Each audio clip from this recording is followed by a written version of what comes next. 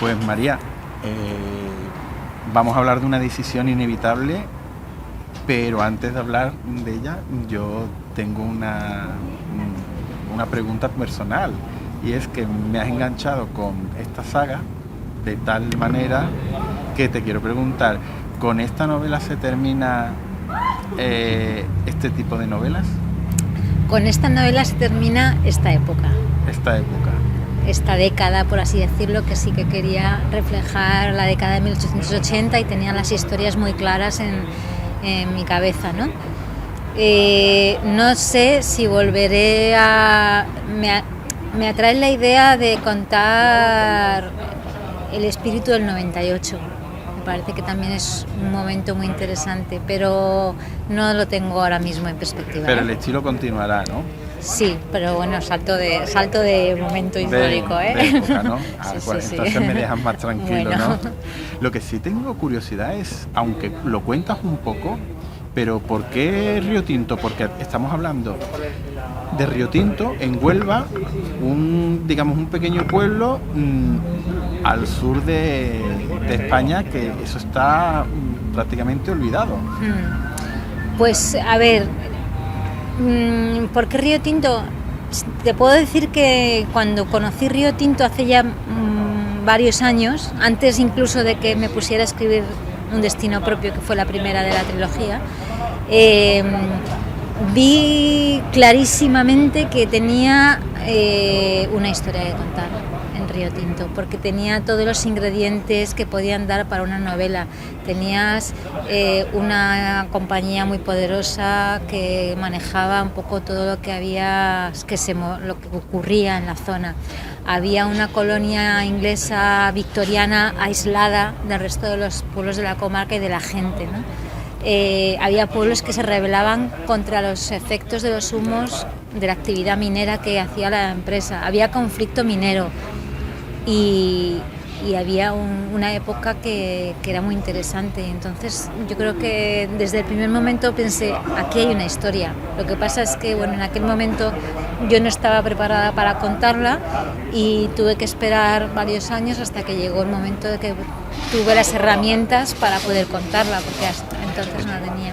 Esta es una historia distinta a la anterior, pero continúan dos personajes de la anterior novela, ¿no?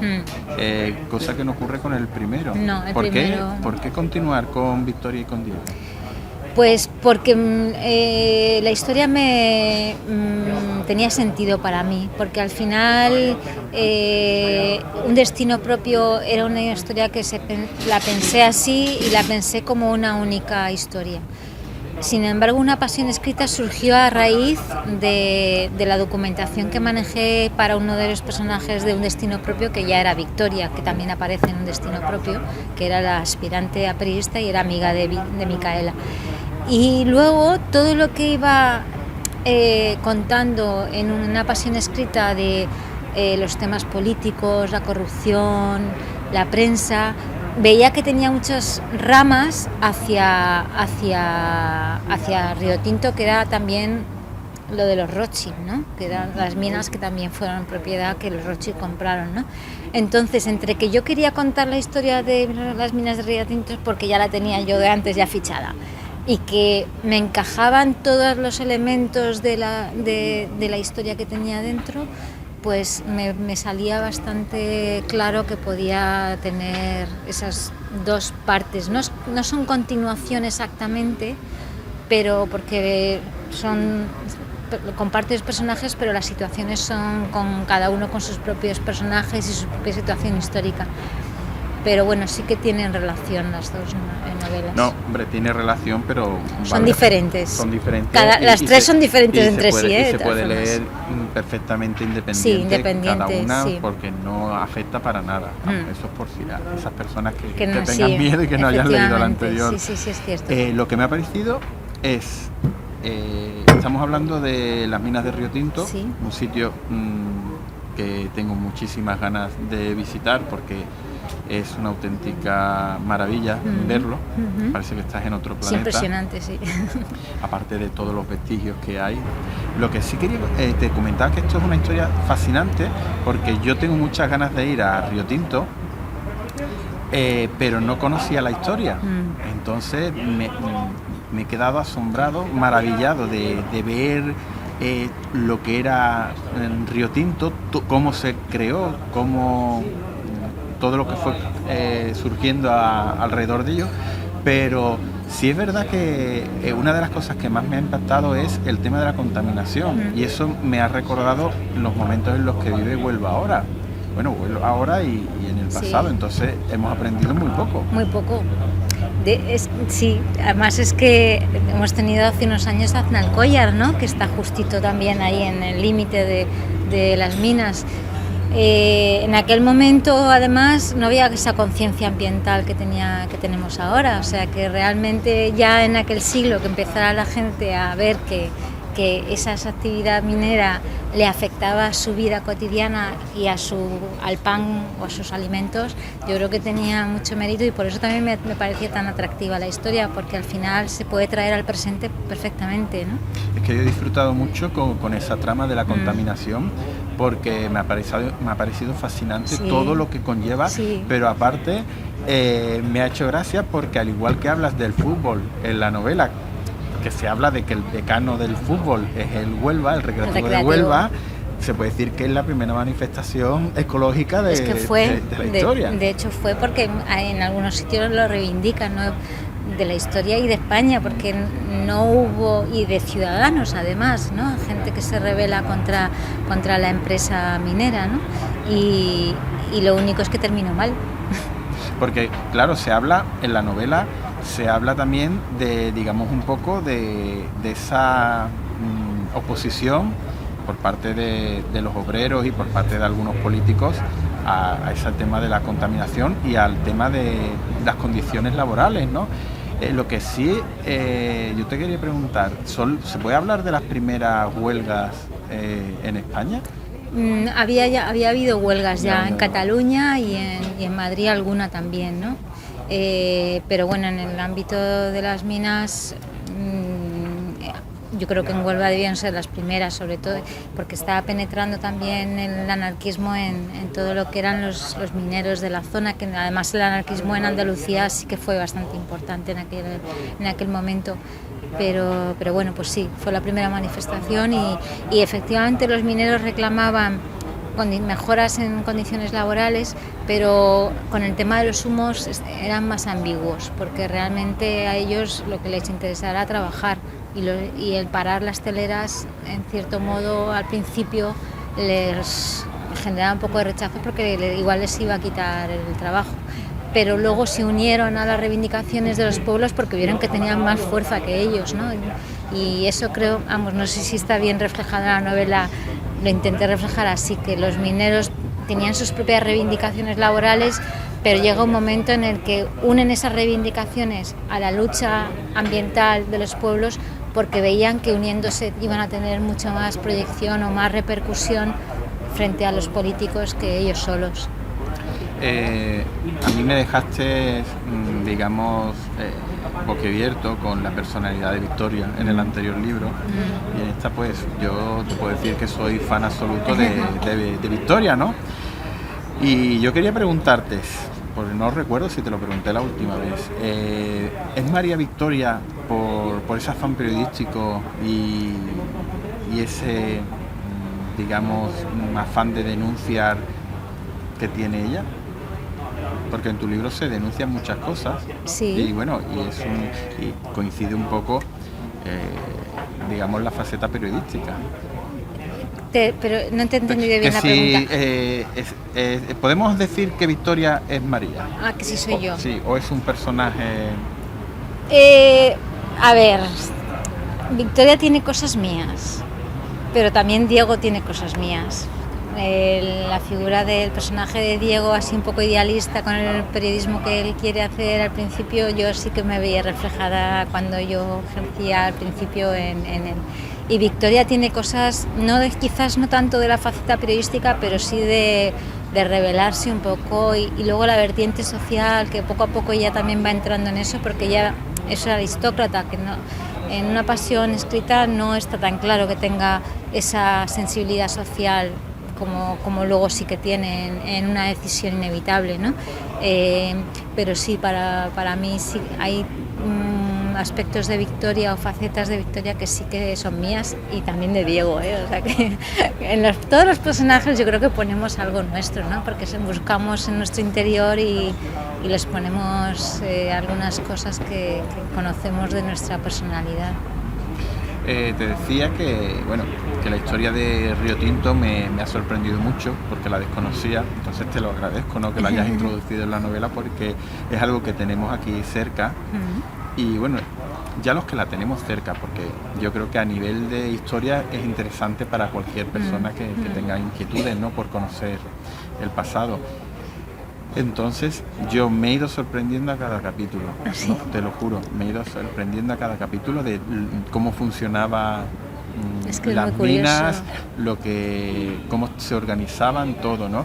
Entonces yo quería preguntarte, a mí me ha sorprendido a cada capítulo, y a ti, ¿qué es lo que te ha sorprendido? A mí es que cuando me empecé a leer Nunca en el cumpleaños de la Reina Victoria, que es el libro de David Avery, que escribió con los archivos de la compañía, a mí me sorprendía todo, o sea, es que si no hubiera podido escribir esta novela, porque realmente me parecía todo tan interesante, tan desconocido, tan... no sé, me removió mucho por dentro y al final todo eso era lo que yo quería también contar a la gente, porque realmente pensaba que se conocía poco. Mi familia es de Jaén, no tenían ni idea tampoco de que existía una colonia inglesa en Río Tinto, y mi padre sí que conocía las minas, ¿no? Entonces me parecía todo lo que había alrededor muy interesante, y si me preguntas así, a mí lo que más me llamaba la atención era que viviera la colonia aislada, o sea, el muro alrededor de la colonia, las mujeres con miedo al extraño hacia afuera, ¿no? A la gente que vivía afuera, ese querer quedarse dentro como si fuera una colonia en India, ¿no? Al nativo que tú le llamas, ¿no? Al nativo que les llamaban ellos, ¿no? Porque realmente lo vivían así. Para ellos no era muy diferente Río Tinto que Nueva Delhi o que Calcuta. O que cualquier sitio de África, ¿no? Formaba parte del imperialismo británico de la zona, del momento, ¿no? Y eso me pareció muy interesante, porque al final España había sido el imperio español, y que ellos estuvieran allí y se sintieran superiores y que estuvieran aislados, que nos vieran como nos despreciaran en cierto modo, me pareció muy interesante. A mí es que me ha llamado mucho la atención, por ejemplo, que para recibir un telegrama tuviera que venir de Sevilla a Huelva. Bueno, pero eso era antes de que sí, porque al final es que Huelva estaba muy incomunicada antes de que llegaran los ingleses, ¿eh? Te estoy hablando de antes del 73, porque eso ya no hablan en la novela, pero eso había pasado antes. Huelva estaba muy incomunicada hasta que llega el tren que une Sevilla con Huelva, y luego Sanheim, que construyó el tren que iba de Huelva a Zafra. Pero las carreteras eran malísimas, los caminos eran muy malos. Había estafetas de correo, pero bueno, el telégrafo a lo mejor no era tan habitual, ¿no? Entonces, cuando ya llegaron los ingleses, yo creo que por ahí entró también un poco el desarrollo de Huelva. Claro, es que se puede decir que me ha sorprendido muchas cosas, pero claro, es lo que tú dices, y que me lo ha confirmado tu novela, es que estamos hablando de una pequeña Gran Bretaña dentro del territorio español. Porque era el suelo y el subsuelo era propiedad de ellos, eran los dueños de un trozo de tierra dentro de España. Yo imagino que en el contrato de venta que firmaron con el Estado español, pues obviamente el Estado se resguardaría la soberanía nacional, ¿no? Pero no dejaba de ser un terreno británico en suelo español en el que ellos hacían y deshacían todo lo que querían. Sí, es que me he dado cuenta que la compañía minera tenía muchísimo poder. Pero tenía muchísimo poder, luego tenía mucho dinero y luego tenía mucha influencia. Mucha influencia en Huelva, pero también mucha en Madrid, porque al final el Estado español recibía dinero también de su actividad y les interesaba que estuvieran aquí, ¿no? Entonces es muy interesante también. ¿Y no has tenido en algún momento sentimientos encontrados porque yo los he tenido, porque por una parte he visto que se progresaba, sí, pero por otra tenía muchos inconvenientes, sí, que los cuentas en el libro. Incluso a mí me parecía muy mal que el sueldo fuera dado en cheques para luego que se reinvirtiera en el economato. Eso es muy sangrante, ¿eh? Es que al final sacaban beneficio de todo, es que estos ingleses son la bomba. Pero es que me ha recordado que tú decías, es que esta novela tiene paralelismos con el presente, pero es que me lo has recordado porque los pequeños negocios de los españoles, tú lo cuentas que se cierran porque claro, no pueden competir con el economato de la compañía, que encima ponía las cosas más baratas. Eso lo he leído yo, o sea que tenían unos precios muy buenos para los mineros, pero les obligaban a comprar en sus economatos, ¿no? Y entonces y en las tabernas suyas no se llamaban tabernas, se llamaban cantinas o así me parece que se llamaban, que también lo tenían controlado todo. Entonces era muy curioso y realmente era muy poderosa la empresa y dominaba la economía, la política, porque también compraba y vendía, compraba jueces, compraba políticos. Tenía mucha capacidad para sobornar y para corromper y España en aquel momento, y todavía es algo que hemos heredado, somos proclives a las pequeñas corruptelas, ¿no? Entonces, pequeñas y grandes. Entonces, bueno, pues ellos lo aprovecharon. No podemos olvidar hablar del amor, porque en tu novela existe el amor, además existe por partida doble, porque hay dos hombres en la vida de Victoria. Y te quería preguntar, porque yo la estaba leyendo y al final no las tenía todas conmigo y yo decía, bueno, ¿cómo va a terminar esta historia? ¿Tú en algún momento dudaste, no hablemos del final, pero dudaste o estabas ahí diciendo qué hago con esta historia? A ver, sí, tuve dudas porque realmente con la razón hubiera elegido a uno, pero también es verdad que Victoria con el corazón es otro, y porque también el contexto, a ver, tampoco quiero desvelar mucho, pero ella huye de algo, ¿no? También, y huye de un cierto ambiente, ¿no? Entonces volver a eso hubiera sido raro, pero estuve ahí, ¿eh? Luego ya al final dije, venga, vamos a seguir. Hombre, yo sí, como mujer, bueno, no lo soy, pero sí, poniéndome en el pellejo de una mujer, en la figura de una mujer, sí tendría que decirte que en esa época sería complicado, ¿eh? Sería complicado tomar una decisión porque una parte te ofrece una cosa y otra parte te ofrece otra. Lo que pasa es que ella ya había tenido la otra. Y las dos están buenas. Están bien, pero yo creo que con una es más ella que con otra. O sea, con una de ellas, ella tiene más capacidad de decidir y de ser realmente quien quiere ser que con la otra, ¿no? Entonces al final yo creo que la decisión también va un poco por ahí. María, me ha resultado muy curioso el tema de los inglesillos, ¿no? Los hijos de los ingleses con españolas o nativas, bueno, que eran, digamos, hijos bastardos, ¿no?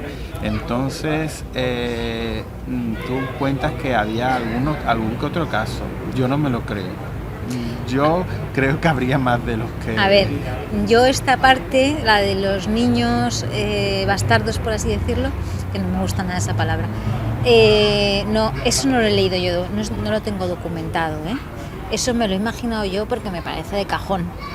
O sea, había una colonia inglesa que vivían los directivos y los empleados con su familia, pero eran pocos los que traían a sus mujeres. Luego había muchos empleados británicos que venían, que vivían en unas casas que eran para hombres, en el mismo pueblo de Río Tinto, muy cerca de las minas, y vivían solteros, o sea, vivían sin pareja allí.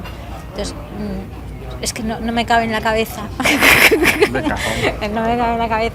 que no tuvieran primero relaciones, que por supuesto que las tenían, y que no tuvieran luego hijos por ahí desperdigados, ¿no? Entonces, pero vamos, que al final había niños que eran hijos de los ingleses, eso está claro.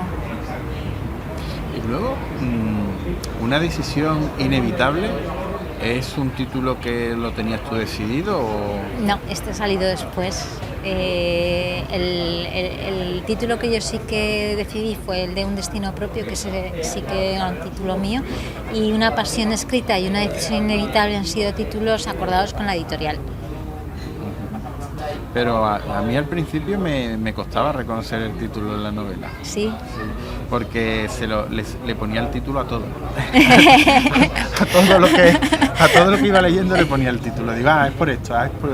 Bueno, al final los títulos construyen, a veces se ponen, se puso antes de que terminara la novela, o sea que, pero bueno, como sabes de qué va la historia, al final sí que sabes que hay una decisión que hay que tomar, ¿no? Que sobre todo era en el plano amoroso. Entonces, la verdad es que el final, para quien se anime, que se tienen que animar muchas personas porque es una historia muy interesante, el final es muy bueno, me ha gustado. ¿Te ha gustado? El desenlace, todo lo que ocurre, conocer ese hecho histórico que ocurre ahí. Sí, lo de los tiros, ¿no? Que sí. Eso es muy doloroso, también. Yo lo quería... Es que a mí me ha sorprendido las cifras. Sí, bueno, que tampoco son... Hay oficiales y no oficiales. Me ha sorprendido las cifras, incluso oficiales. Bueno, las oficiales eran muy poquitas, eran 13 muertos. Pero eso es mentira, porque...